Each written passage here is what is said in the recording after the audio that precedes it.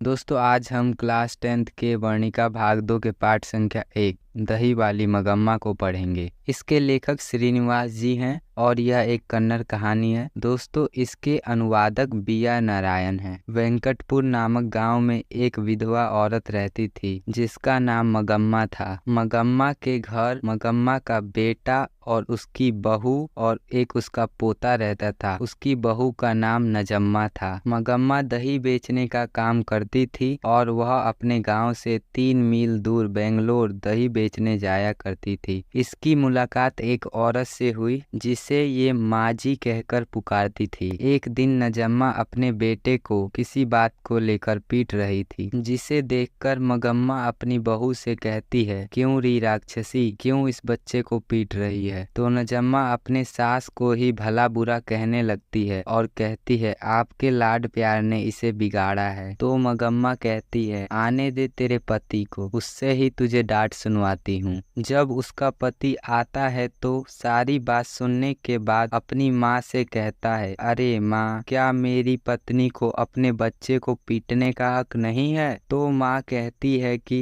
तू भी अपने पत्नी का ही पक्ष लेता है। यदि मैं तुम लोगों को बोझ लगती हूँ तो क्या मुझे अब अलग खाना बना के खाना पड़ेगा। तो उसका बेटा बोलता है कि अगर आपको ऐसा लगता है तो यही सही। तभी मगम्मा कहती है कि तो ठीक है, मैं आज दोपहर से ही अपना भोजन अलग बनाऊंगी। मगम्मा अपनी सबसे अच्छी व्यक्ति बेंगलोर वाली माजी को मानती थी और जब भी बेंगलोर जाती थी तो मगम्मा माजी से जरूर मिलती थी और अपनी सारी बातें उन्हें बताया करती थी। पहले जब मगम्मा दही बेचा करती थी तो जो उसे पैसे मिलते थे उससे वह अपनी बहू के लिए गहने खरीदा करती थी। लेकिन जब इसकी बहू इससे अलग हो गई तो अब मगम्मा के पास पैसे बचने लगे। मगम्मा जब भी माजी के पास जाती थी तो देखती थी कि माजी मखमल का ब्लाउज पहनती हैं। तो मगम्मा ने माजी से कहा कि माजी, मैं भी एक ऐसा ब्लाउज लेना चाहती हूँ, कितने का पड़ेगा। तो माजी ने कहा, लगभग 8 रुपए का पड़ेगा। यह सुनकर मगम्मा घर आ गई और अगले दिन मगम्मा दर्जी को वैसा ही ब्लाउज सीने को दे दी। लगभग 8 से 9 रुपए खर्च करने के बाद मगम्मा भी मखमल का ब्लाउज पहनने लगी, जिसे देखकर उसकी बहू नजम्मा उससे जलने लगी और कहती है कि देखो, इसे बुढ़ापे में भी जवानी याद आ रही है। उस गांव में एक लालची लंपट जुगाड़ी आदमी रहता था जिसका नाम रंगप्पा था। जब यह बात रंगप्पा को पता चली कि मगम्मा के पास बहुत पैसे हैं तो रंगप्पा उसके पीछे पड़ गया और रंगप्पा उससे हमेशा कहता था कि अगर तुम्हारे पास कुछ पैसे हैं तो मुझे उधार दे दो, मैं भी तुम्हें वापस कर दूंगा। पर मगम्मा कहती है कि मेरे पास कोई पैसा नहीं है। रंगप्पा हमेशा गांव के अमराई के कुएं के पास मगम्मा को रोकता था और उससे पैसे मांगता था।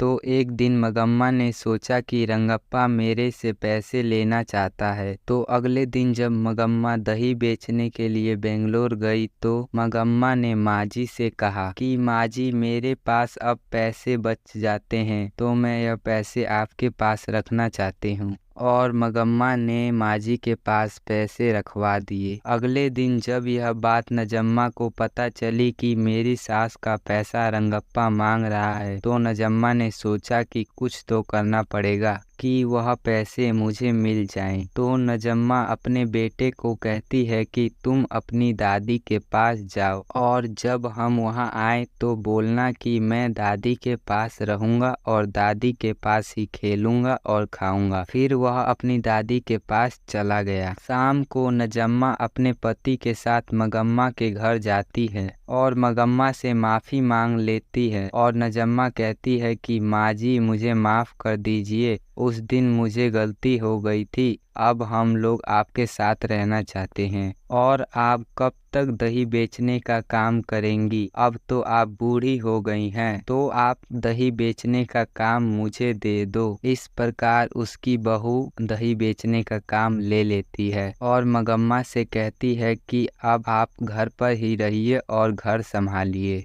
दोस्तों अब आपको इसका ऑब्जेक्टिव टेस्ट लगा लेना है। दोस्तों अगर आपने गोधली भाग 2 की वीडियो नहीं देखी है तो दोस्तों लिंक कमेंट में, वहां से आप लोग जाके देख सकते हैं। वीडियो अच्छी लगे तो वीडियो को लाइक करें, चैनल को सब्सक्राइब करें। Thank you for watching.